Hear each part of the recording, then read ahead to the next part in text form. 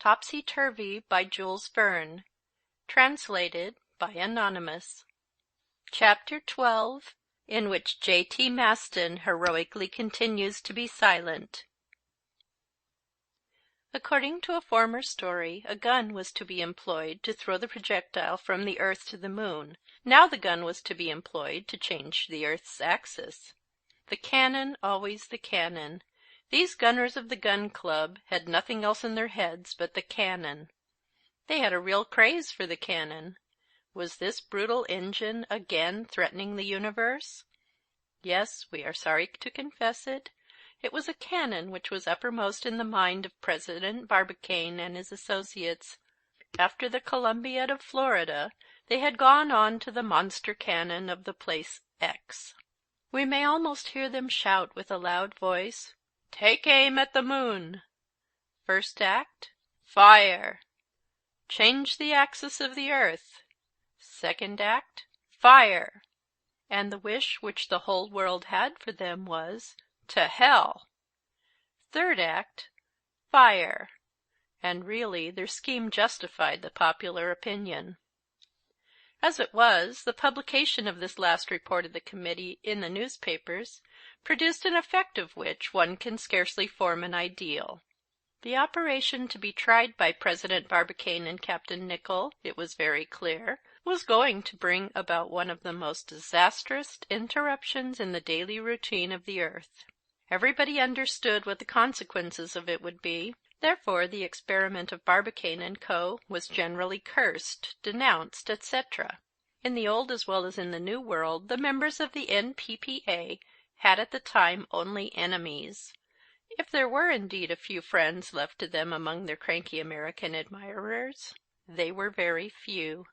Regarding only their personal security, President Barbicane and Captain Nicholl had acted wisely in leaving Baltimore and America. It was safe to believe that some accident had happened to them. They could not without divine punishment threaten 1,400 million inhabitants by a change wrought in the habitability of the earth. But how was it possible that the two leaders of the gun club had disappeared without leaving any trace behind them? How could they have sent away the material and assistance which were necessary to such an operation without anyone seeing them? 100 railroad cars, if it was by rail, 100 vessels, if it was by water, would not have been more than sufficient to transport the loads of metal, of coal, and of melimelonite. It was entirely incomprehensible how this departure could have been made incognito. However, it was done, and still more serious it appeared when it was known after inquiry that no orders had been sent to the gun foundries or powder factories, or the factories which produce chemical products in either of the two continents. How inexplicable all this was! Without doubt it would be explained some day. At any rate, if President Barbicane and Captain Nicholl, who had mysteriously disappeared, were sheltered from any immediate danger, their colleague Mr. Maston was under lock and key, and had to face all the public indignation. Nothing could make him yield, however. Deep at the bottom of the cell which he occupied in the prison of Baltimore, the secretary of the gun club gave himself up more and more to thinking of those distant associates whom he was not able to follow. He pictured the vision of President Barbicane and his associate Captain Nicholl preparing their gigantic operation at this unknown point of the globe with nothing in their way. He saw them build their enormous device, combining their melimelonite, molding the projectile, which the sun would so soon count as one of its small satellites. This new star was to have the charming name Scorbetta, in gallant acknowledgment of the love and esteem felt towards the rich capitalist widow of New Park. J.T. Maston calculated the days which would elapse before the one on which the gun would be fired. It was already the beginning of April. In 2 months and a half, the meridian star, after having stopped on the Tropic of Cancer, would go back towards the Tropic of Capricorn. 3 months later, it would traverse the equatorial line at the fall equinox. And then these seasons, which have appeared annually for millions of years, and which have changed so regularly, will be brought to an end. For the last time in 189, the sphere would have submitted to the succession of days and nights. Truly, this was a magnificent work, superhuman, even divine. J.T. Maston forgot the Arctic region and the exploration of the coal mines around the pole, and he only saw in his mind's eye the cosmographic consequences of the operation. The principal object of the association was now to make those changes and displacements which were to remodel the face of the earth. But that was just the point. Did the earth wish to change her face at all? Was she not still young and charming with the one which God had given her at the first hour of her creation? Alone and defenseless in his prison cell, nothing could induce Mr. Maston to speak about the matter, no matter what plan was tried. The members of the inquiry committee urged him daily to speak, and visited him daily, but they could obtain nothing. It was about this time that John Prestus had the idea of using an influence which might possibly succeed, and this was the aid of Mrs. Evangelina Scorbitt. Everyone knew what feelings the generous widow entertained for Mr. Maston, how devoted she was to him, and what unlimited interest she had in this celebrated calculator. Therefore, after deliberation of the committee, Mrs. Evangelina Scorbitt was authorized to come and go, visiting the prisoner as much as she liked. Was she not threatened just as well as any other person on this earth by the recoil of this monster cannon?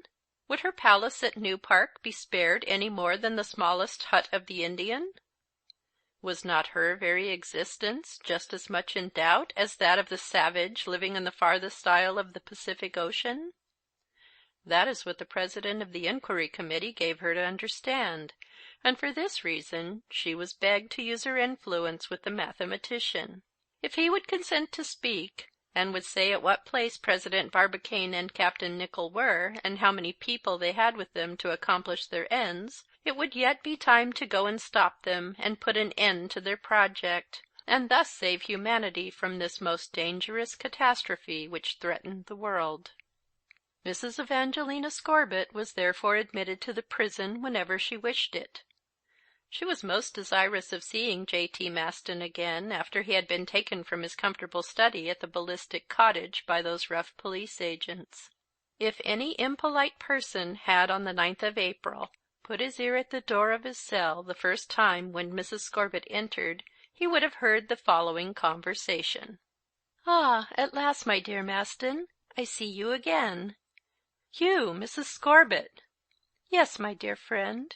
After 4 weeks, 4 long weeks of separation." "Exactly 28 days, 5 hours, and 45 minutes," answered J.T. Maston, after having consulted his watch. "Finally we are reunited." "But how did it happen that they allowed you to penetrate as far as this cell to see me, dear Mrs. Scorbitt?" "Under the condition of using all my influence over you, thanks to my affection for you, in advising you to disclose the secret of the whereabouts of President Barbicane."